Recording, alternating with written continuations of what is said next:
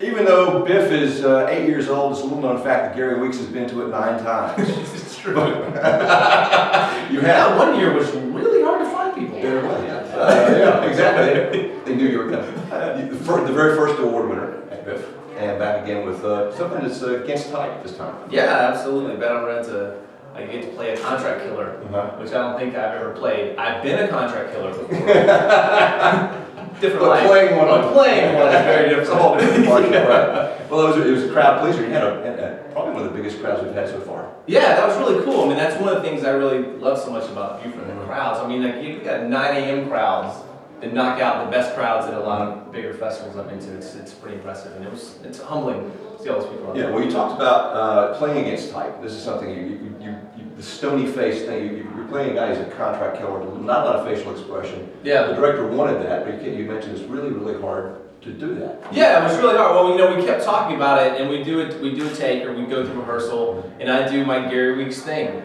I kind of had the character down, but it was like he'd only look at him when it was, intended for something to happen. And he's like, no, I need you eyes on the whole time. I was like, John, it feels really weird. And he's like, but it looks cool. Is your Steve McQueen? So he's like, yeah. I was like, it just feels weird, and it took me a while to kind of break that wall. And I think too, when you're used to, when you're an actor and you're kind of used to your thing, when there's a little bit of change is thrown in, it's a little different. But I agree with him after seeing it. It's got some really great moments. And then by the end, he starts to let a little bit of that go, and you start to see the real Sean underneath come out, which is a good plan. I mean, that's what's cool about directors, and especially a director who is an editor. Right.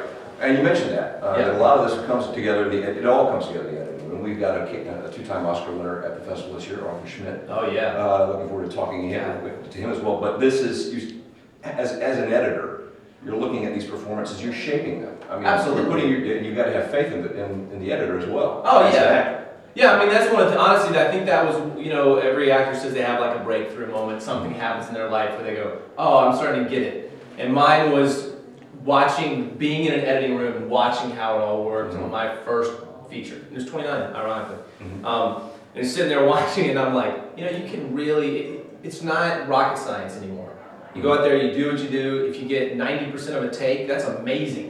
Because then there's not, they can use pieces, but they can put stuff together and you change it. We took, even in this movie, there are pieces that were from other scenes. You just kind of slide them in, and and when you're really good, I mean, like, man, that's a whole incredible level. I mean, the stuff that he worked on, honestly, it was like some of the reasons I became an actor, and especially went into any sort of production. It just amazes me. But as an actor, editor's my best friend. Well, you wear a lot of hats. I mean, you act, you write, you produce, you direct, and you mentioned earlier that you haven't been around the producing and the directing that much lately. You had a screenplay here last year, which was very good. Thanks. So looking forward to getting back behind the camera. Absolutely. I mean, absolutely. I think it's weird. Like, I feel very lucky that I've been able to be acting full time. Been very busy, which is fantastic.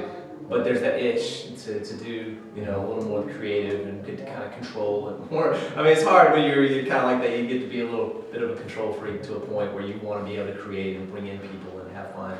And one of the things about Buford from the start, after my first time here, I was like, I want to shoot something here. And you mentioned you've got an idea for. Yeah, I have 2 different scripts that I'm considering kind of doing here. Okay.